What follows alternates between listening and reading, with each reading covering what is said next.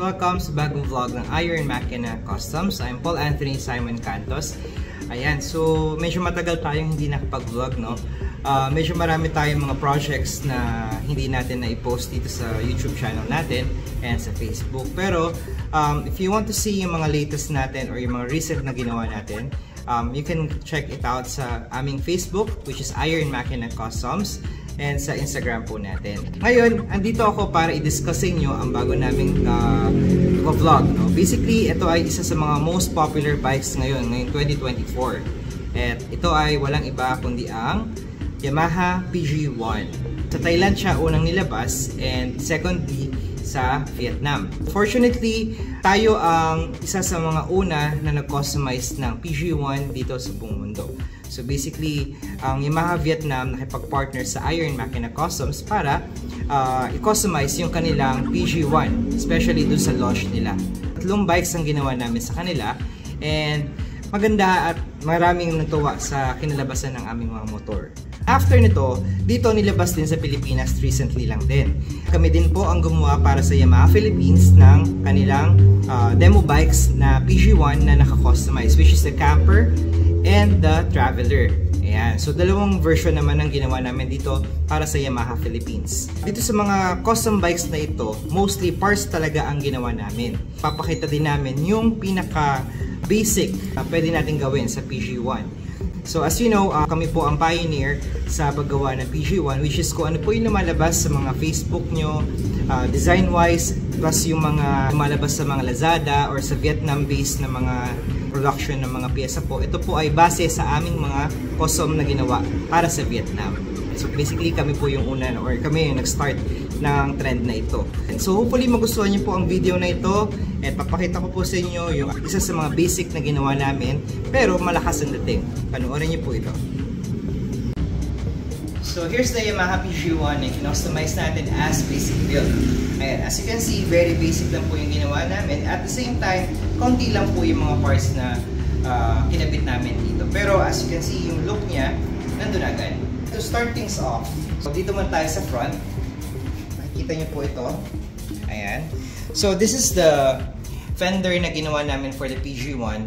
Nag-start ito na design na to sa aming Yamaha PG1 sa Vietnam. 2 version yung ginawa namin ng may ganito na fender. And of course, in-adopt natin siya dito sa Philippines. Ayan. So as you can see, this is a plastic-based ABS na fender. Tapos ginawa namin siya ng bracket. So dito naman tayo sa side na to. This is the body carrier, as you can see. Una, nilalagyan namin ito ng mga bags or anything that you can put in, or minsan pwede rin siya as guard, kumbaga para hindi siya magasgas, no? Pero most of the time kinakargahan din to ng kung ano-ano. Pwedeng bag, i-strap niya lang siya, no? All metal din siya. Tapos pinowder coat natin siya ng Sahara Black. So medyo, as you can see, the texture medyo magaspang siya. And it makes the look na medyo talaga rugged talaga. And the next one is the exhaust. So marami nagtatanong sa exhaust, no? Sa exhaust kasi, yun nga, kami yung unang naglabas ng PG1 na naka-upright yung exhaust. The purpose of this one is, of course, para sa mga nagla-light trail or yung mga nagre-river crossing, para hindi mabasa yung exhaust or hindi mapasukan ng tubig. So ito yung pinaka-safest na para hindi magkaroon ng problema yung engine natin. Although yung iba, marami nagko-question kung bakit nakataas siya at baka mapasok. So as you can see, hindi po nakakapaso siya. One, may heat guard tayo. And then yung clearance po namin is enough for you to, you know, para hindi mainitan, no? Para hindi ka mapaso.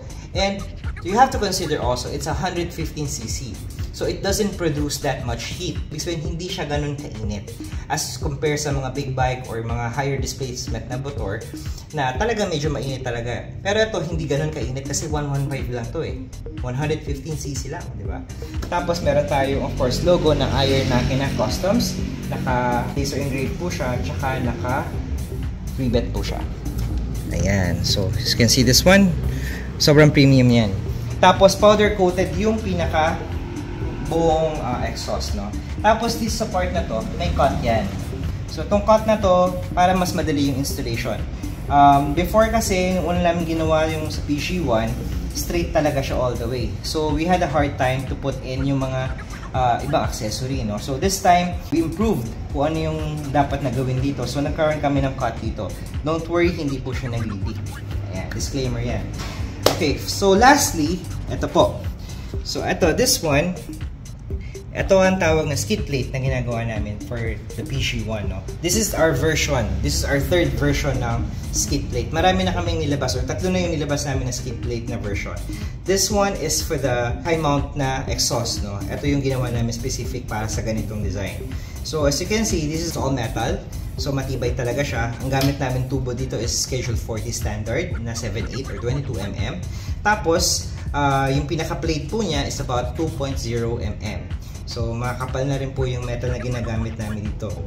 Para, of course, para tamaan ng bato, marubak man, hindi talaga siya masisira basta-basta. This is also powder coated. So yung kumbaga, talagang tibay, nandun talaga. And if you notice, yung weld niya, yung finish niya, is production finish talaga siya.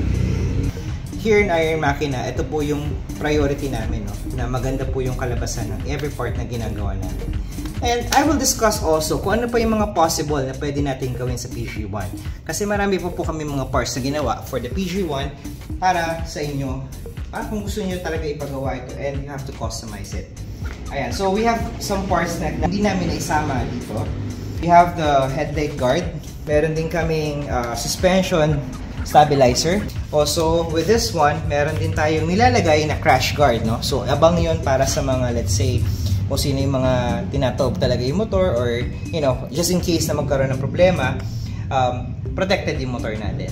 And then, of course, yung mga side carriers tayo and rear carriers, pwede siyang gawing dual, pwede gawing single-seater siya. Normally, ito, tinatanong nila kung paano siya tinatanggal, no? So, if you want to have this removed, you can just go here sa Iron Makina Customs. Pwede natin siyang i-shorten up. And we'll remove this for you. And then, pwede namin tayong lagyan ng tail tidy.